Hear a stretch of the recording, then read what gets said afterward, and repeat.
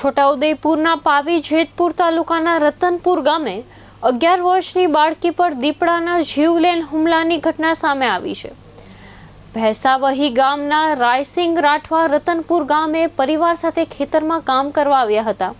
આથી મોડી સાંજે બાળકી ખેતરમાં ખાટલા પર બેઠી હતી ત્યારે દીપડો અચાનક આવી બાળકી પર હુમલો કર્યો હતો। દીપડાએ બાળકીને ગળાના ભાગે ગંભીર ઈજાઓ કરી હતી, જેથી ઈજાગ્રસ્ત થયેલી બાળકીને હોસ્પિટલ ખાતે ખસેડવામાં આવી હતી। मुझे भैसावी गामे आश्रे रात्रे 8:30 वाग्याना अरसामां एक बनाव बनवा पामेलो के वन्य प्राणी दीपड़ा द्वारा श्री कपिलाबेन राठवा उमर 11 वर्ष तेमना पर हुमलो करवामां आवेलो।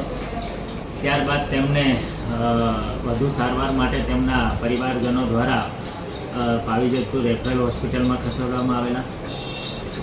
ત્યારબાદ તેમને વધુ સારવાર અર્થે વન વિભાગનો સંપર્ક કરતા તેઓને ખાનગી હોસ્પિટલ બોડેલી ખાતે ખસેડવામાં આવેલા। હાલ તેમની તબિયત સારી હોય। અગાઉ પણ આ જ એરિયામાંથી વન વિભાગ દ્વારા 2 માદા દીપડીઓનું રેસ્ક્યુ કરવામાં આવેલું છે અને હાલના તબક્કે